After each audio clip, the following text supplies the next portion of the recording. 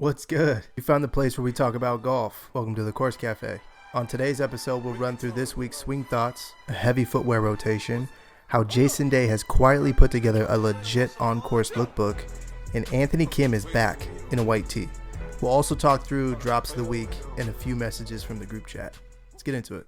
So Footwear has absolutely dominated the top of the year. Collabs are still turning heads. Like most recent Footjoy and John Buscemi sightings, Footjoy at this point owns the two best collabs of the year so far, and retros continue to dominate the feeds. AJ1's golf are now in a mule, which is something I don't think anyone had on their radar for 2024. We've got a load of new silhouettes from Adidas, Puma, New Balance, Jay Lindenberg, Under Armour, Travis Matthew, Peter Millar, G4. Shoot, even Oakley said, why not us? They dropped a slip-on spikeless golf shoe in two colorways. We've got a runner-inspired shoe from Adidas with their all-new S2G24. No boost, but still comfy. Under Armour unloaded probably their best-looking golf shoe to date, the Phantom golf shoe. I can confirm in hand, on feet, these are actually a really good shoe. Puma is, quote, reimagining the golf cleat from the ground up with their Phantom cap featuring their all-new FlexBite traction plate. Nike and Brooks gave us an in-hand peek of the upcoming Nike Zoom Infinity Tour Next Percent 2, which actually looks really good, super teched out. And people are still sleeping on the JL Vent 500s. They also dropped their all-new rangefinder golf shoe to continue the energy they're trying to build within the footwear scene. Footjoy and Metalwood went round 2 on the executive and it sold out in minutes. And Jordan Brand, like I mentioned, is still banging out retros with the AJ9 and multiple colorways of the AJ1. Adidas still on their elite programming wave and dropped their hyped up Tour 360 24, their most teched out golf shoe to date. And Travis Matthew dropped the absolute kitchen sink and launched 20 plus styles of footwear. New Balance has continued to put out new colorways on my favorite golf shoe from last year, their Heritage. And they also dropped what seems to be their direct competitor product to the AJ1, their all-new 480 Golf SL model. Looking at the colorways and pricing being $99, it's clear they want to swipe some energy away from the AJ1 low craze right now.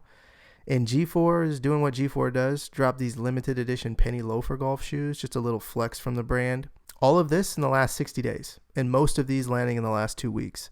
The sneaker golf conversation is legit right now. And AK walking up to his first golf event in the last 12 years in a pair of one-on-one off-white golf shoes stole the show until images of the Footjoy and John Buscemi hit. The cycle right now is unreal, and most of the country still can't even get a round in because we're still in winter. So 60 days into the new year, who is actually holding the crown and influence within golf footwear category so far? A question will serve probably for the group chat next week. Switching lanes, the 2024 Tour lookbook has started out on a good note. Obviously, Jason Day put the golf world on a chokehold with his pants week 1. But since then, Jason and the Malbon team have styled some really refreshing looks each week. The whole more fabric, more life wave across the sport and in fashion in general is a much needed pivot from the short and tight pieces that have had a really long run. So major shout out to the Malbon team and Luke for Style and JD, because right now he is by far carrying the tour on this new refreshed look. There was a decent amount of shifting around this season. Two biggest other names, Minwoo with Lulu and the Let Him Cook entourage, which I kind of hope doesn't become the new guerrilla marketing tactic brands take to gain recognition during the tour events. And Tiger debuting, obviously, his Sunday red line at the Genesis was also one of those moments that was both odd and interesting at the same time. Not seeing him with the check is so wild, but also getting a real look at how the SDR brand will be presented ahead of its May drop. It was great to finally see. I do wonder, though, with Tiger only playing a single event a month, and of course there's no guarantees he makes the cut, does that hurt the brand's visibility? It's a real question that's been tossing around in my head, with the brand being completely separate from TaylorMade and outside of Tiger has no real placement. Now, the Sunday Red handle already has 197,000 followers on Instagram, which is kind of wild. The handle somewhat feels like if Tiger is running another Instagram account from a third-person perspective, an entire feed of him is starting to feel a little odd. But regardless, depending on the price points, I think they have a strong month once product launches, which is just a month away. Pending no delays, and in apparel, coming off a Chinese New Year, anything can happen. Anthony Kim is back. He's on social media. He dropped a banger campaign video. He's with Liv. He's wearing one-on-one off-white golf shoes. He's rolling around in a white tee. He's got the long hair flowing. It's big energy. Now, he did tighten up for his opening round with Liv. He was rocking some AJ1s, black short, and a white polo from Extracurricular, which also outfits Dustin Johnson. So the rust was real with AK Day 1. It'll be interesting to follow along as he continues to find his game again. The Liv practice rounds are legit, though. Like, it really feels like if the NBA filmed the morning shoot-around for each team, there's a level of concentration as these athletes prepare for the opening round, but there's also this like laid-back vibe that is not typical for tour golf. The media side of Liv is doing a really great job of access points. They film everything, which as a fan, you get to hear and see moments that usually are never caught. It is still crazy hearing the music absolutely blasting in the background. I am really curious how Liv will continue to storytell the AK return, and you got to wonder the conversations the PGA Tour is having as Liv continues to find ways to drive energy around what they're building. All right, it's time to talk drops of the week. The fashion landscape has continued to shake up the space. There's a narrative around all this new energy in the sport not being real golf wear, and there's a narrative in the sport to push the limits of what is traditional golf aesthetic. The social media conversation can get gnarly at times, and at the end of the day, my stance will always be and advocate for options. As a consumer, the best case scenario is to pick and choose what you like, what makes you most comfortable, and if there's things that you don't vibe with, you just keep it moving. The last thing you want is a situation where everybody looks like they're rocking school uniforms. Every Friday on Instagram, I try to consolidate what's dropped in the week of golf and speed through those launches in a 90-second Instagram reel. It's just a great way to get a sense for what's out there.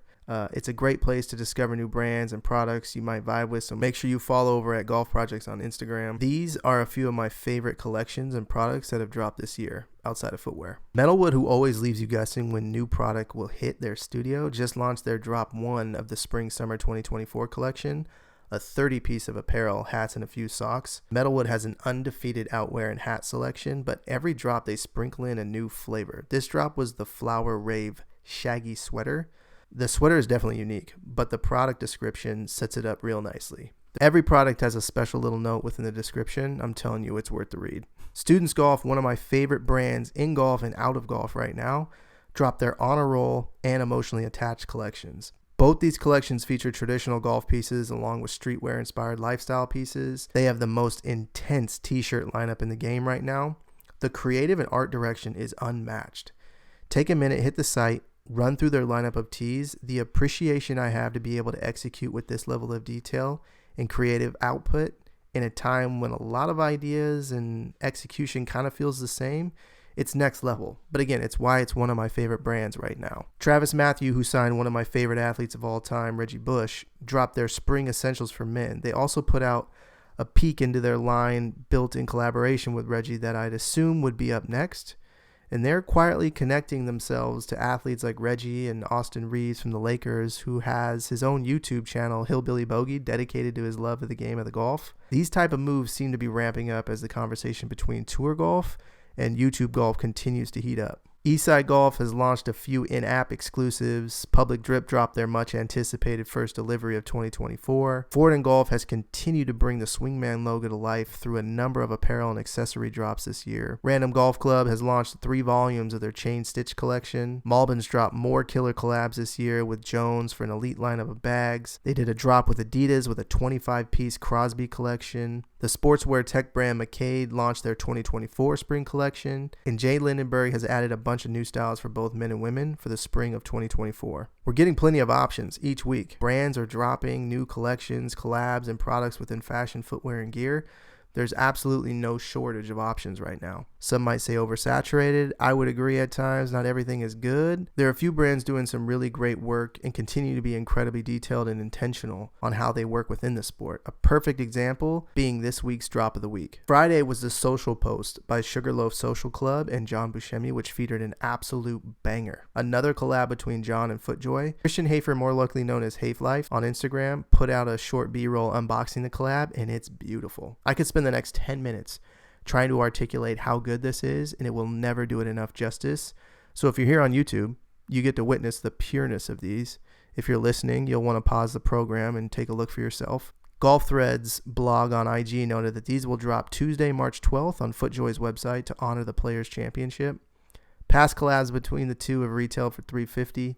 I would assume as this is a continuation of the player's shoe, this will also have the same retail price. It's definitely a bit steep, but when you get two giants in John and Footjoy in the room, you're going to get an elevated product. That naturally comes with an elevated price tag. I've seen resale for these consistently around $450, $500, and as high as $650. At the end of the day, you're going to get a great shoe that's probably worth the price.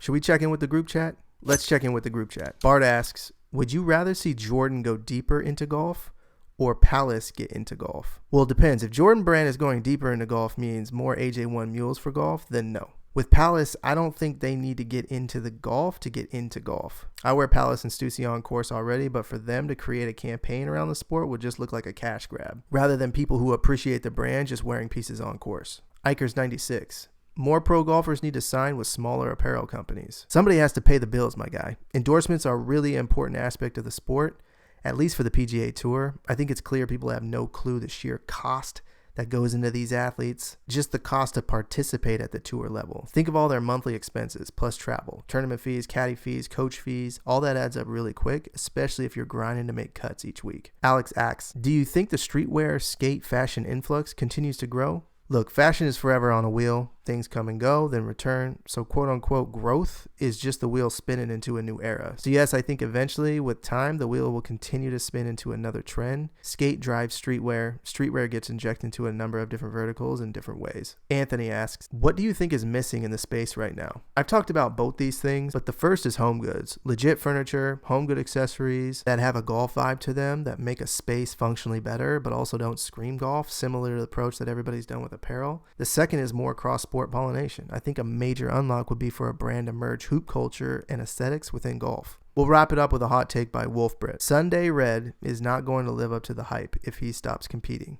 I think if Tiger is publicly visible and engaged, the Sunday brand is going to have success.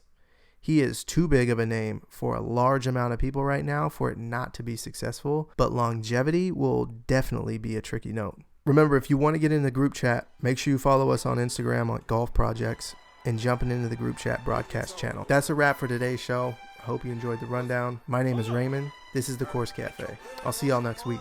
Peace.